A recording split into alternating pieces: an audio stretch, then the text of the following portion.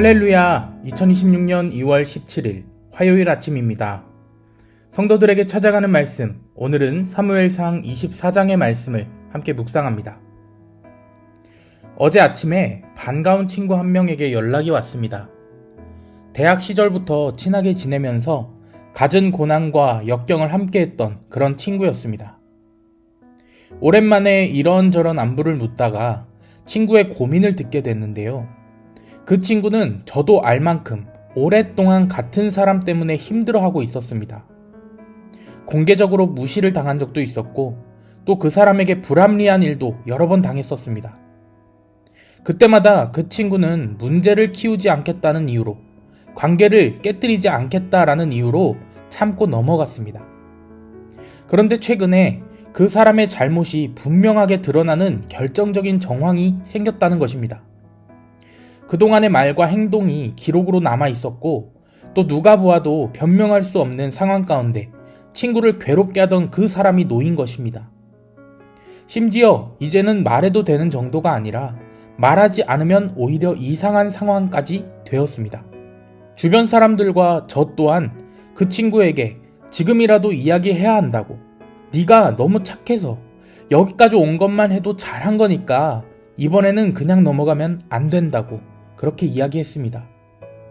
그 친구도 알고 있었습니다. 지금까지의 이야기들을 꺼내면 그 사람은 더 이상 예전처럼 행동하지 못할 것이라는 것을 말입니다. 관계는 끝날 수도 있지만 이런 관계를 계속해서 유지해 나가는 것 자체가 너무나도 고통인 것을 알기에 저는 그렇게 조언할 수밖에 없었습니다. 그런데 그 친구가 제게 이런 말을 하더라고요.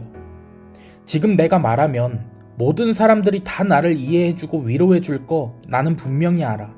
근데 그렇게 되면 그 사람은 더 이상 얼굴을 들고 살아갈 수 없잖아. 지금까지 나를 괴롭게 한 것과는 별개로 이상하게 마음이 편하지가 않아. 그렇게 전화를 끊고 그 친구의 말이 제 마음에 오래 남았습니다. 그 친구는 약해서 망설이고 있었던 게 아니었습니다. 충분히 이길 수 있는 상황에 서 있었습니다. 지금 그 친구는 참을 수 있느냐의 문제가 아니라 끝낼 수 있는데 끝내지 않는 선택 앞에 서 있는 것입니다. 공교롭게도 오늘 말씀 사무엘상 24장을 묵상하며 저는 이 마음이 참 귀하다라는 것을 느꼈습니다. 제 친구의 상황은 오늘 본문 다윗의 상황과 너무나도 닮아 있었습니다. 다윗은 오랫동안 사울에게 쫓겨다녔습니다. 이유 없는 미움을 받았고 생명의 위협을 느끼며 광야를 떠돌았습니다. 그런데 어느 날 사울이 혼자 동굴 안으로 들어옵니다. 다윗과 그의 사람들은 이미 그 동굴 깊숙한 곳에 숨어 있었습니다. 이보다 더 분명한 기회는 없었습니다. 다윗의 사람들은 즉시 여호와께서 오늘 왕의 원수를 왕의 손에 넘기셨나이다 라고 말하며 사울을 처단하자 합니다. 이 말은 틀린 말이 아닌 것처럼 들립니다. 사울은 이미 하나님께 버림받은 왕이고 다윗은 하나님께 선택받은 사람이었습니다. 지금 그를 끝내면 다윗의 고난도 끝이 나고 하나님의 약속은 즉시 이루어집니다. 그러나 다윗의 선택이 승리의 이야기가 아니라 신앙의 깊이를 드러내는 이야기라는 것을 오늘 본문은 이야기하고 있습니다. 다윗은 사울에게 다가가 동료들의 말처럼 칼을 휘둘러 그를 처단하지 않고 그저 사울의 옷자락만을 베고 돌아옵니다. 그런데 다윗의 심경이 아이러니합니다. 5절의 말씀 보겠습니다. 그리한 후에 사울의 옷자락 뱀으로 말미암아 다윗의 마음이 찔려. 여기서 우리는 다윗의 신앙을 분명히 보게 됩니다. 다윗은 사울을 죽이지 않았습니다.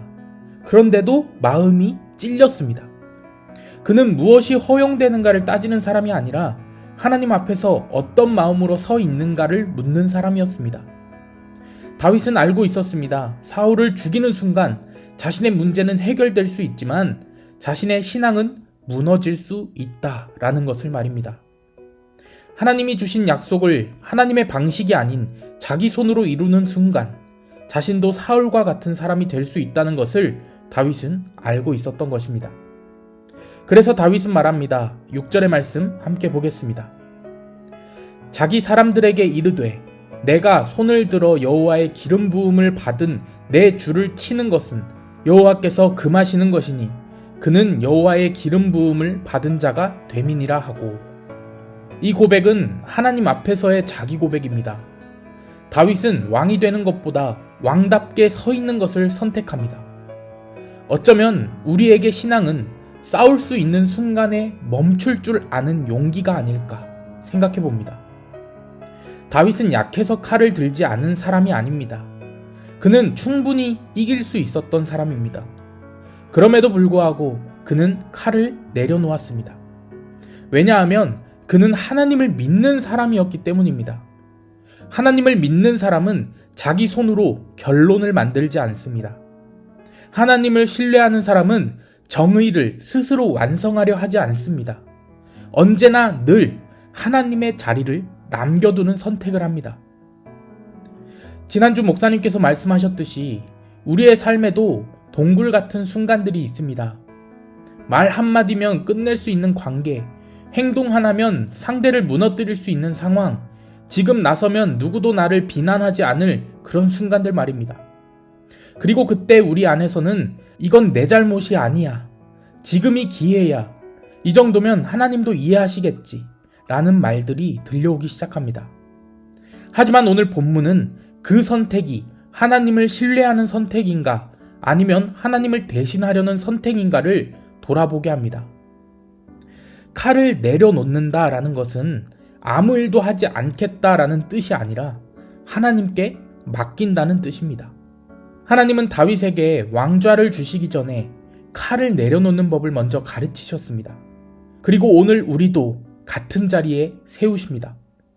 지금 우리의 손에는 어떤 칼이 들려 있는지, 그리고 그 칼을 내려놓을 수 있는 믿음이 우리 안에 있는지를 하나님 앞에서 정직하게 돌아보는 저와 여러분 되시기를 축복합니다.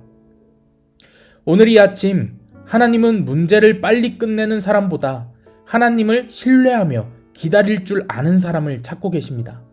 그 부르심 앞에 원수를 향하고 있는 칼을 내려놓고 하나님만 의지하며 믿음으로 서는, 칼을 내려놓을 줄 아는 사람들, 하나님만 의지하는 주님의 참된 자녀들이 되시기를 주님의 이름으로 간절히 축원합니다.